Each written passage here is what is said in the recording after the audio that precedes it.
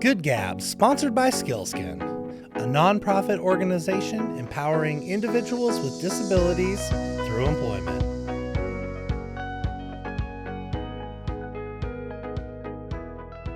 Hey, Good Gabbers, this is Steve McBride here today. I am excited. Spring is upon us, and today we have Joe Bruce, NASA and JPL ambassador. We're excited to have you.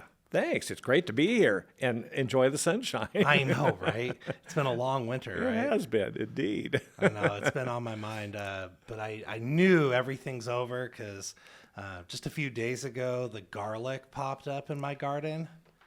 That's what I'm waiting for, is to see those first sprouts, and I know spring is here. Yes, there's these little flowers called snowbells too. They came out, they bloomed. I'm like, okay, I'm gonna write it in my book that I keep every year about when spring comes, because I love garden. That lifts my spirits when I see that. So yes, good for you. The honeybees are waking up, so yeah, it's good times. Well, again, Joe, thanks for being here with us. And you're welcome. Thanks for inviting me. Heck yeah. We're curious, tell us more about being an ambassador. It's like we see the suit, everything. This is cool. Well, about 25 years ago, a person down at NASA's Jet Propulsion Lab in Pasadena got this bright idea of just bringing in volunteers that had a passion for space exploration. And they started this program, and it's managed out of Pasadena.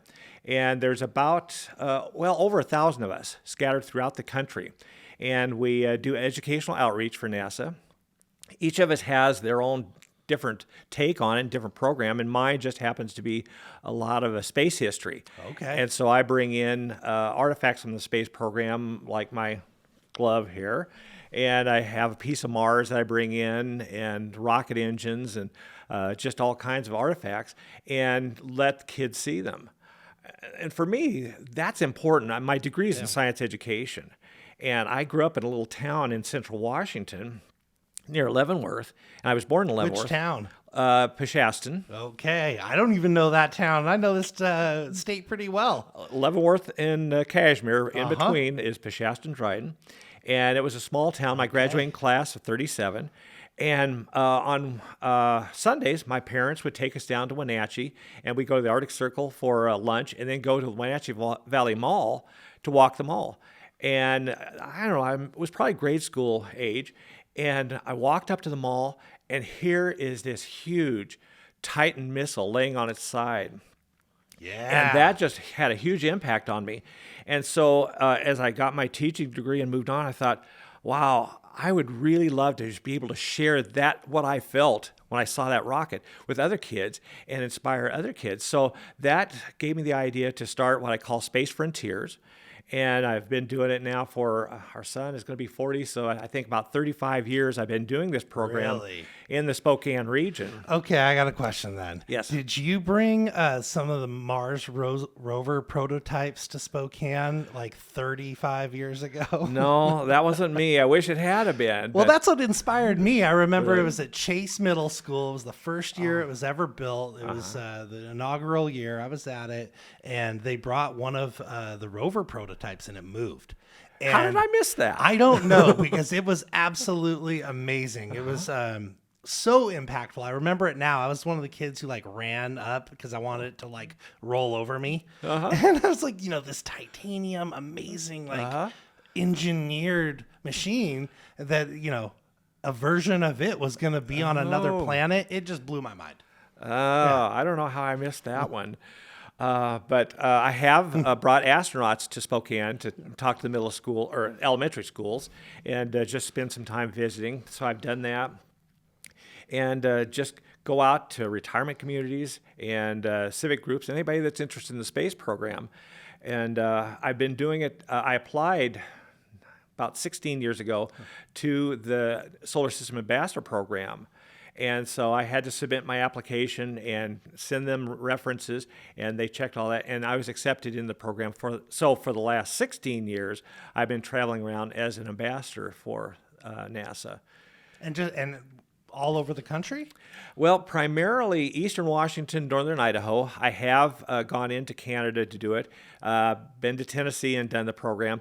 And a few years ago, and then last year, Guatemala actually did the program a little bit down there. So a little bit of travel involved. But just inspiring, the local kids, this community. Like, what are some of the takeaways that you've had, doing the show and exposing these kids to something, way bigger than themselves?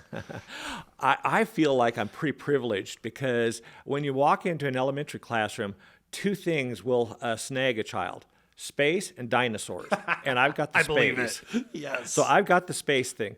But for me, it's just fun seeing the reaction from the kids. I get a lot of energy from when I get a group of kindergarten kids just so excited. I get a whole lot more animated the more energy I see in those kids. And so they just seem to have a really good time with it. But for me, it's been fun seeing these kindergarten kids that the awesome questions that they have. They're well thought out, they're intelligent questions, but they have some great sometimes stumper questions. Really? I wonder where all that insight comes from. Just that intuition. There are a lot of these kids that it's a spark in them, and there's something there that's interesting, and they want to know more about it.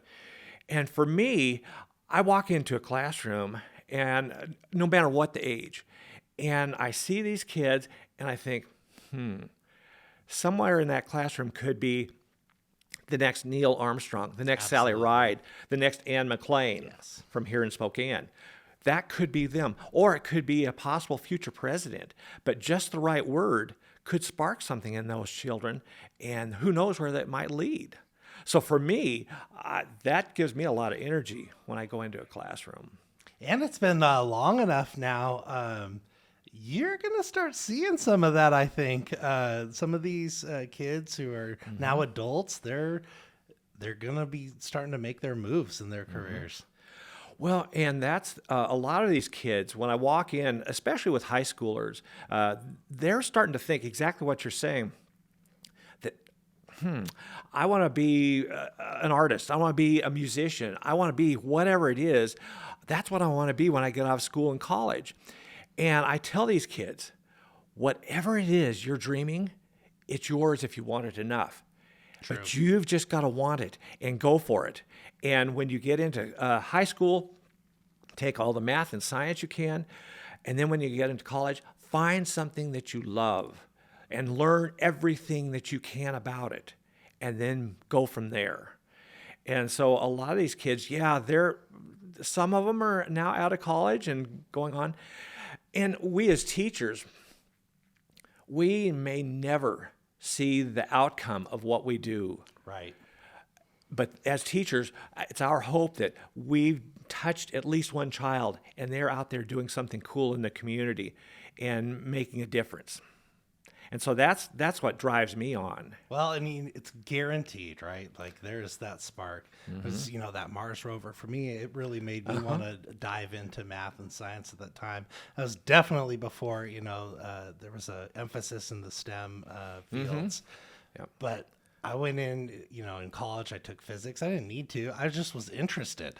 I'm like, let's learn more. And some of those principles have just been... I don't know. I think about it all the time. We talked about the law of conservation of energy just yesterday at lunch, and I was just cracking up because I'm like, oh, I can follow this. I know this. Well, and we don't realize it very often, but it's very true. Every one of us here in this room, or when we step out, I was talking to a group of high school and elementary kids a couple of days ago, and I told one of the students, I said, every one of us in this room is impacted from a spinoff from our space program. Yes. Every one of us. And if we look at it, those within our city, because we have weather satellites that came from NASA, and we gain information from those satellites that say, hey, you've got to get those people off the street because we've got a cold weather snap coming. So everybody's impacted in some way from the spinoffs from NASA. So we just have to look. Yeah, well, even just like a lot of the products that we have came from that. Well, I mean, the technology in this room, if you look at that, that came from the miniaturization. Because when I was growing up, we had these TVs that had tubes that were 2 or 3 inches tall, and Vacuum tube? vacuum tubes, and my dad would go to the Safeway, pick out a vacuum tube, and replace the one that was in the TV, and we're back in operation. And now all this is miniaturization. My calculator has more power in it than some of the early, when Alan Shepard first flew in space, the first American to fly in space. I walked into the launch complex where he was launched from several years ago, and the room wasn't very big, and the wall was lined with cupboards. Those cupboards were their computers. And so I tell kids now, that cell phone that you have in your hand, it has more power than what we used to launch the first Americans into space. And so What do their eyes do when you talk like that? For me, elementary kids, I can get a little bit more reaction. And so you can see their change in their face. But older students, high school students, it's a little harder to get a reaction from them. But still, there's those times, and like when I was, like I said, a couple of days ago, speaking with a group of high school students, their energy was just blowing me away. And there's one young man that was building a rover that he hopes to someday send to the moon. And so he and I got to talking, and just his interest, and he got my interest. So there was a mutual back and forth there, and we had a really nice long conversation. That sounds amazing. Speaking of the moon, how do you feel personally about, America and the world like refocusing in on the moon and saying, hey, yeah, let's go explore some more? Okay. This is Joe Bruce 101. Yes. I have 2 perspectives on this. One is more of an esoteric look at it, but you and I, we're interested. We are a curious creature. If it weren't for our human curiosity, you and I would be sitting somewhere on a log, breaking our food open with a rock. Yeah. And so it's that human curiosity that has drawn us forward. In the early days, we looked westward across the Atlantic Ocean to the west, wondering what was beyond that shore or that horizon. And that drove our explorations then. Once we got to this continent and the eastern shores of this continent, we looked, what's beyond that next mountain? What's beyond that next river? And that drove us forward. Right now, we stand on this shoreline called Earth and look off into space, wondering what's beyond that next star? What's beyond that next galaxy out there? And so that's the esoteric part of it. But then there's just the practical part of it is this planet has been around for about 4.6 billion years.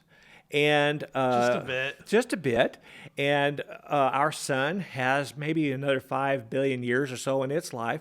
And eventually it's going to expand out and swallow up out to Mars. And so this planet that we live on, Tsiolkovsky said it, I was about 1913 or something like that, and I'll hope I can get this quote right, Earth is a cradle of humanity, but humanity cannot remain in the cradle forever. And Powerful.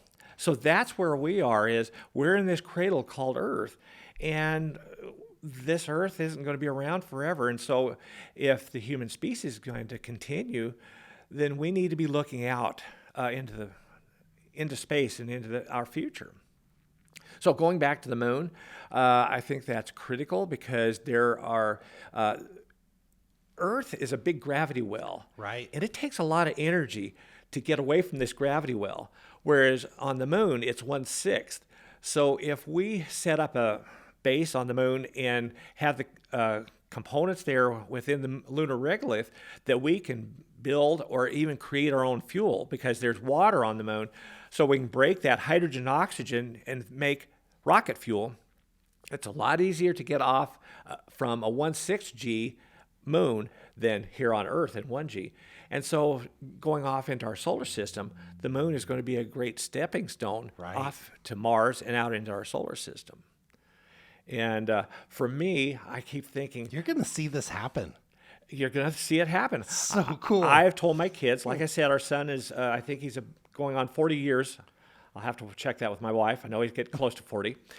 And our daughter, she's 3 years younger, or 2 years younger. But anyway, I've always told them someday they may vacation in space. That's my dream. I said that to my wife before we got married. Just said, hey, all the cards on the table. Like, if space is an opportunity for me, like, I got to take it. And I don't know if she really heard me, but I said it. So that counts, right? It counts. It's exactly right. And that's the thing. I have been, in all the years that Kathy and I have been married, it'll be 42 years this year. And I've got to say, she has been so supportive of all my endeavors and my wild hares and my wild trips that I've taken, that it's important to have that spouse that is so supportive of what we're doing. So I've been very fortunate in that. So. Yeah. Well, good. I'm happy to hear that. Yeah. That's a real fortune. Yeah. Yeah. As a matter of fact, she told me the other day, okay, start taking a look, because coming up in April at JPL, they have what they call Explore JPL. It's an open house. And the opportunity for us ambassadors then is we can go and work at that. So I'm hoping in April, I'll be, at the end of April, I'll be at JPL talking to folks and just kind of guiding them through a little bit. I can't wait to hear about it. Yeah, Bruce, make it happen. So, did you raise your family here? You've been in Spokane for a while? Yes. I grew up, again, in Peshastin, Washington, and I started my high school education at Wenatchee Valley College. That way I could stay at home, and it was inexpensive. And I was Just come down the valley, you're good to go. Good to go. And I was going to go into electrical engineering, and I changed my mind real quick on that one. And then I transferred from Wenatchee Valley College over to Central Washington University, and I was going into math education.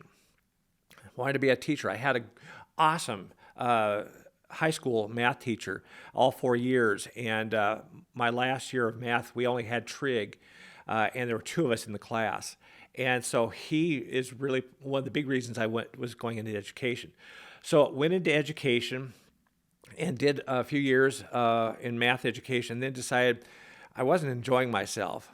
And so I decided to change my major again to science education. And then, why didn't I think of this in the first place? The light bulb went on. The light bulb went on, Here we exactly. go. And by that time, Kathy and I were dating, and she was from Spokane. And so we were engaged, and I did my student teaching in Wenatchee and moved back after that to Spokane, and have been here ever since. And so we've got 5 acres out on the South Hill, and I grew up in the middle of an apple orchard, so I didn't want to have neighbors in too close. So we found this 5 acres and have been out there ever since. And so our kids grew up out there and went to Chase Middle School and then on to Ferris High School. So we've had a great time. That's kind of how I got involved. And your son's 40? I think he's close to 40. I'm 41. We probably went to school You together. probably went to I school went together. to Chase. I went to Ferris. Yeah. My brother's like 6 years younger than me, so Yep, I our bet. families crossed. I'm sure they did. Yeah. Ham on Regal did that. Good for you. That's awesome. But kind of what kicked this all into place in play was when our son was at Moran Prairie. His was the first kindergarten class at Moran Prairie. It just opened. And he was talking to his teacher and telling her about some of the things that Dad had down in the basement. And she invited me to come visit her class. And so I took a bunch of my stuff with me, and I've been going back to Moran Prairie now ever since, and go to kindergarten classes and talk to them. But it just kind of, the program after that just expanded out And now people have seen me on TV and heard about me through radio and newspaper.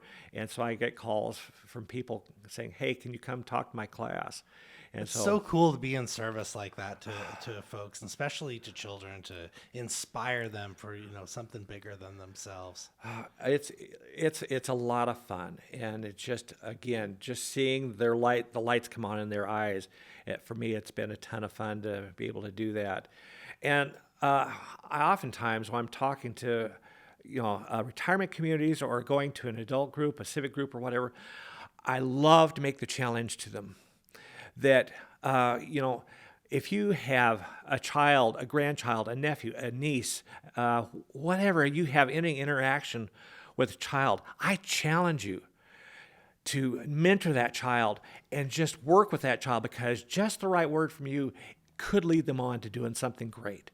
And so any adult that I talk to that has any interaction with kids, that's my challenge to them.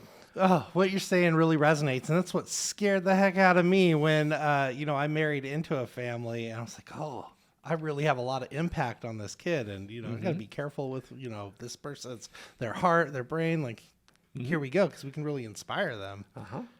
Well said. And yeah, listeners, listen to that. Be careful what you say.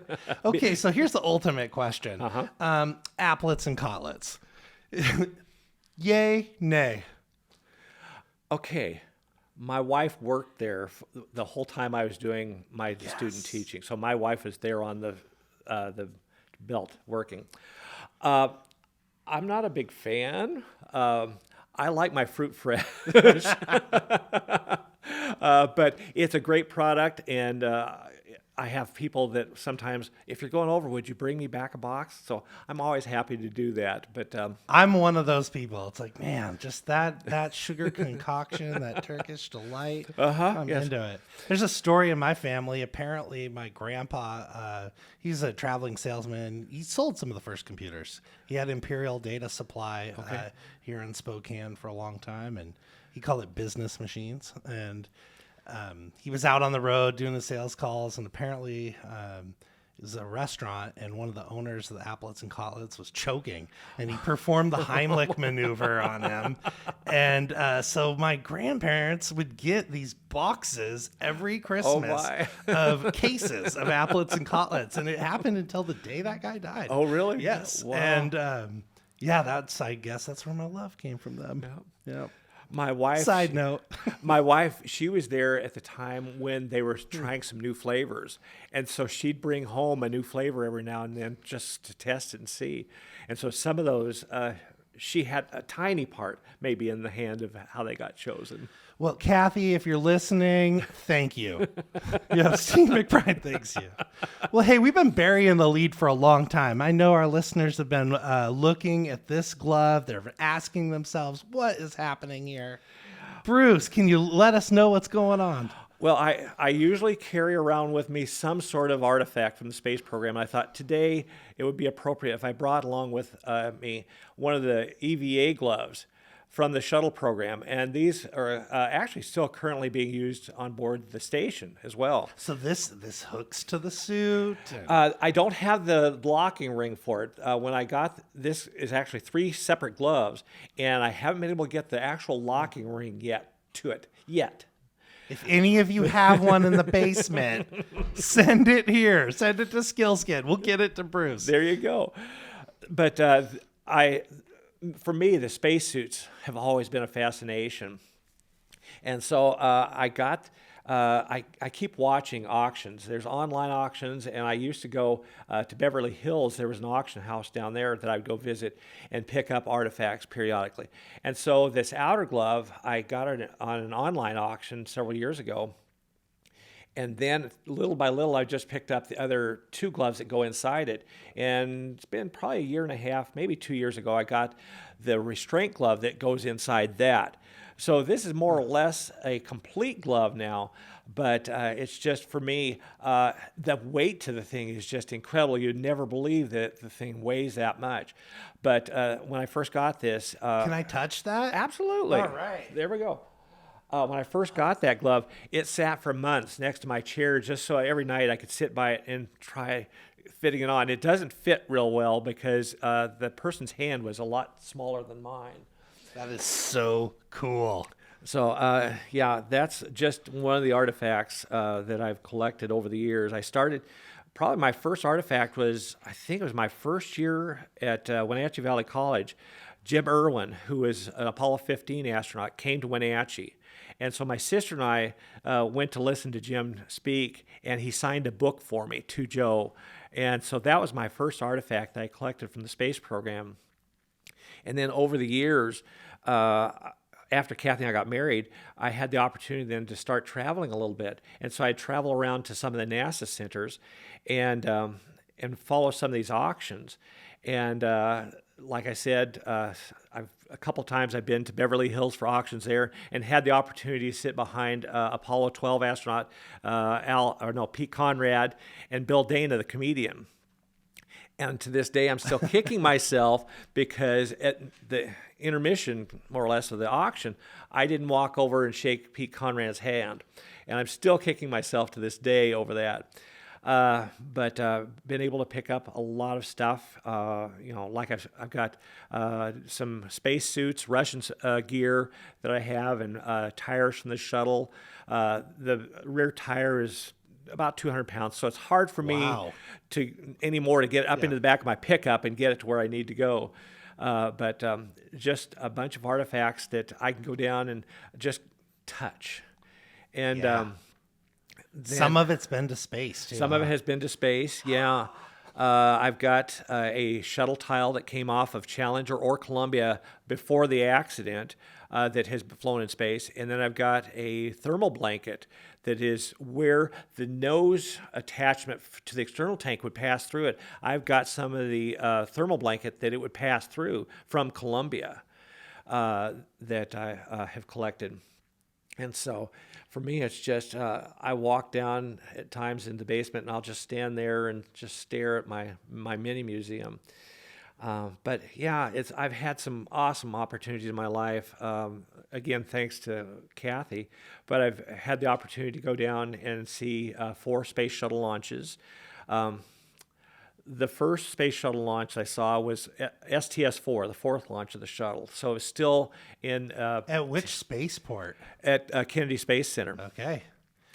Side note to that, I didn't know, maybe our listeners don't know too, the program that we're part of, the Ability One program, where we're putting, helping adults with disabilities find employment. We employ people. A lot of that's in the service world. Mm-hmm. We do...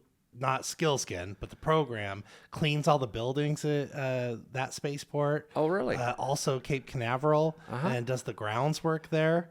Oh. And so that's part of what we do. And folks living with disabilities are directly responsible for the upkeep and part of the space program. And so that's a story that gets told in our circles a lot. It's like, the janitor that, was holding the mop saying, yeah, I'm part of the space program. And that's part of what Skillskin's a part of, the Ability One program. So. I had never heard that. That's wonderful. The next time I go down to Kennedy Space Center, I'm going to have to if you see Ability One, that's who we are. Okay. And so is when a rocket goes, like, do you feel it? Absolutely. I was for one. I think it was STS-45. I was 3 miles from the shuttle, so there's really nobody closer than the rescue crew out near the pad. And so I was at the Saturn Center, and the liftoff occurred, and you don't hear anything for a little bit because you're still 3 miles away. And then you start hearing a low-level rumble, and then a popping and cracking. And being that close, eventually it's hard enough. You almost want to put your hands over your ears, and you can actually feel your clothing start to move. And that goes on for maybe a minute or so. And then by that time, you see a little dot on the horizon as it's moving away from you. And so, yeah, you really feel it. I took our kids down for the 4th, it was a night launch. And so the kids and I are standing side by side. And this one, we were a little farther away. I think we were about 7 miles away on Kennedy Space Center or Cape Canaveral.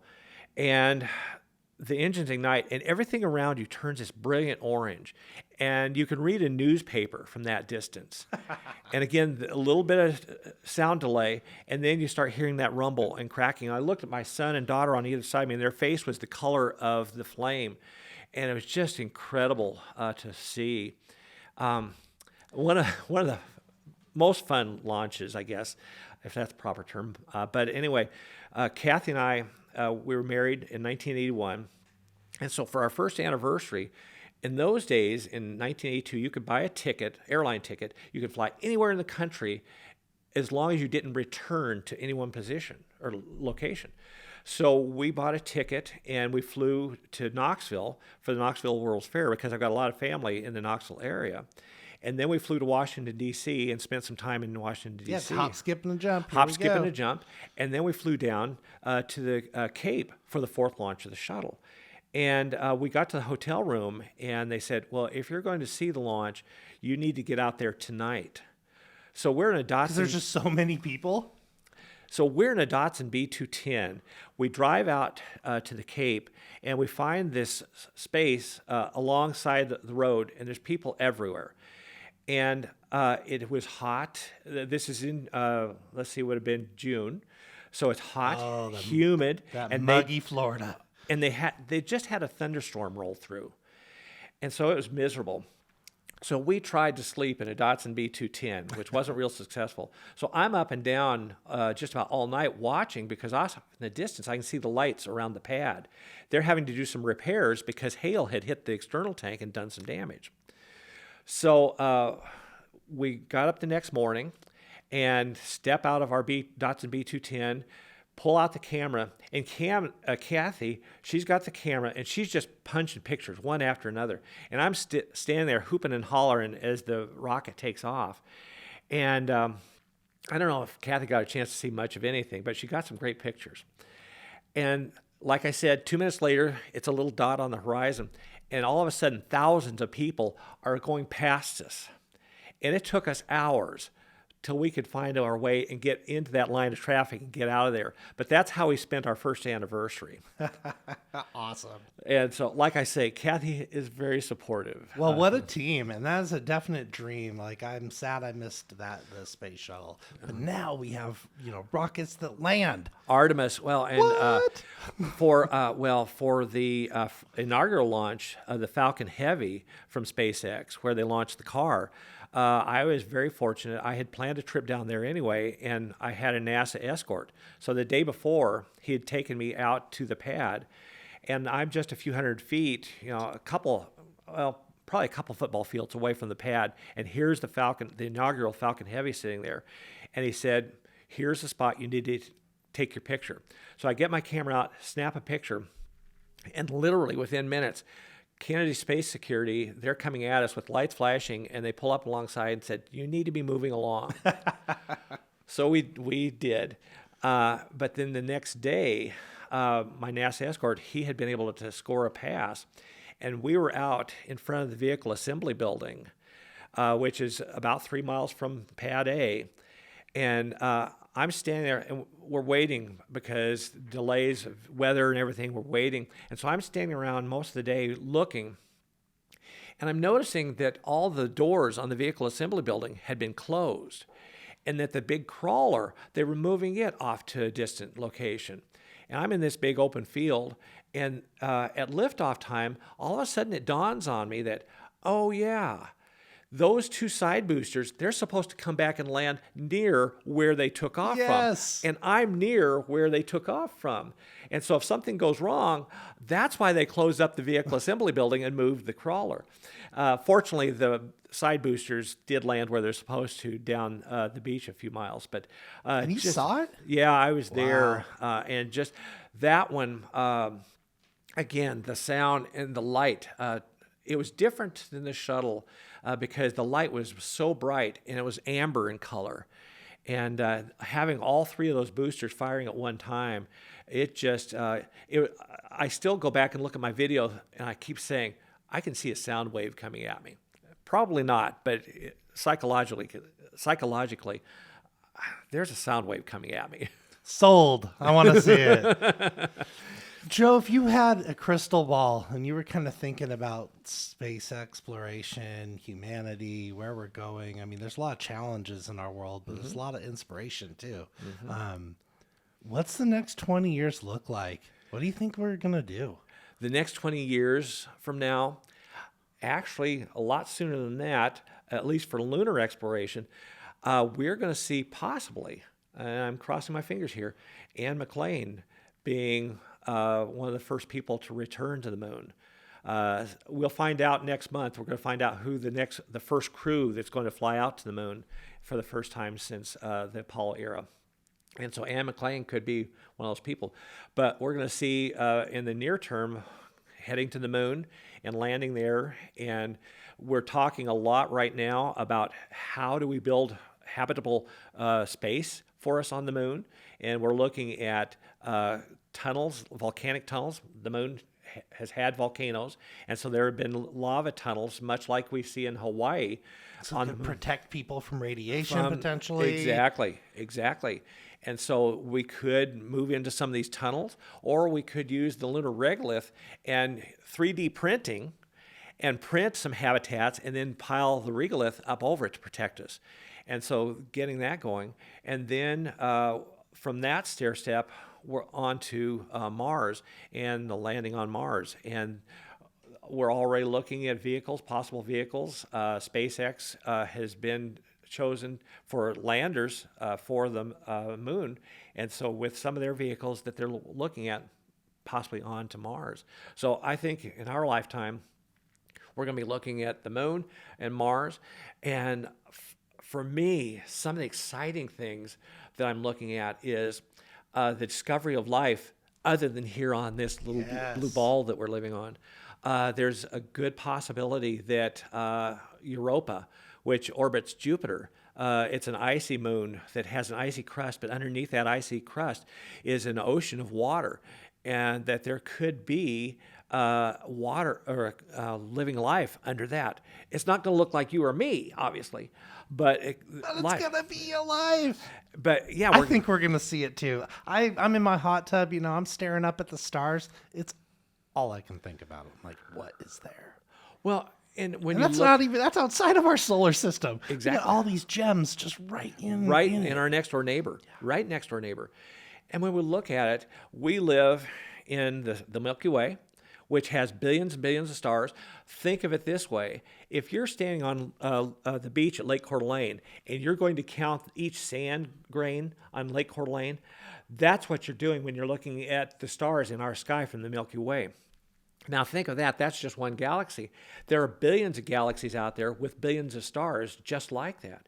And so the possibility of this little blue ball that we call Earth here and life here, what the possibilities are when you're talking about billions of stars with billions of planets orbiting them in the galaxies.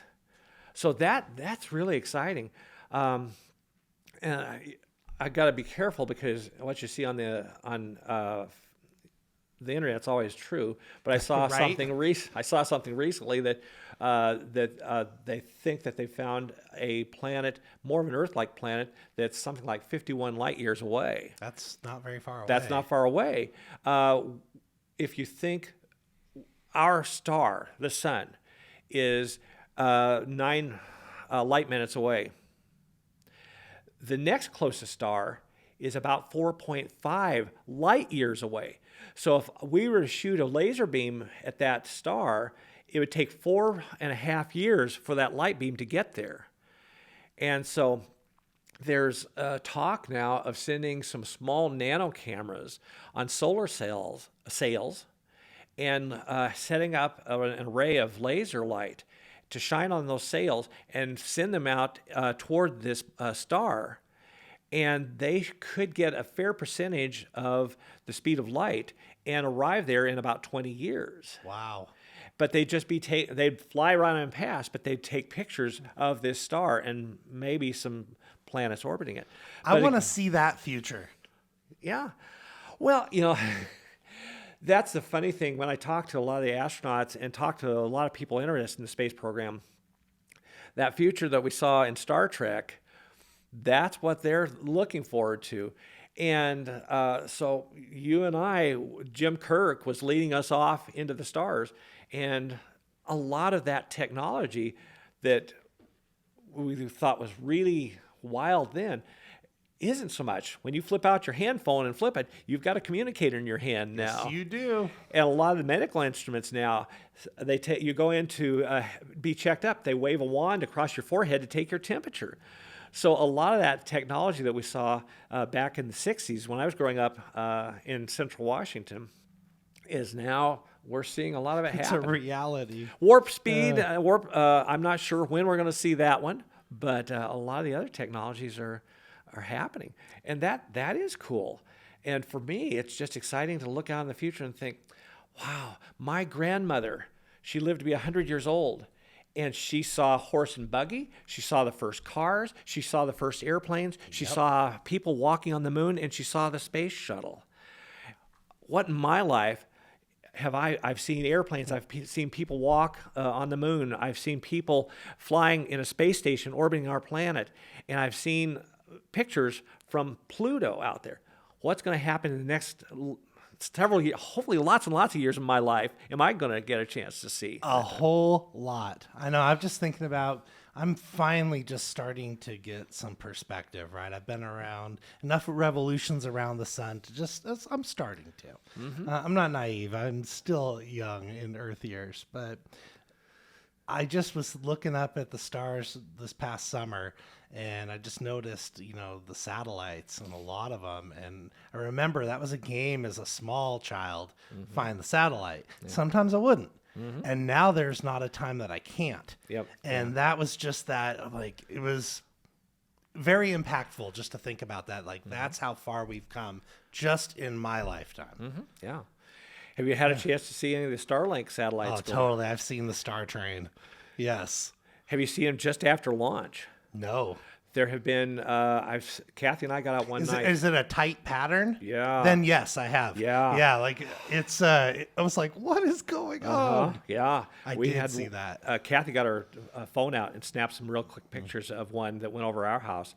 But the first time I'd seen them, I was out standing in the yard, and I saw a satellite go over, and a few seconds later, another one in the same path, and then a few seconds later, and I stood there probably for 20 minutes as this train of satellites just kept going over. And yeah, it's just interesting to see. It is going to be looking into the future. We are going to have to look very seriously, though, at what we're putting into orbit around our planet. Yeah. Because there are thousands upon thousands of, I don't know what the latest count is, of artificial satellites, artificial moons around our planet.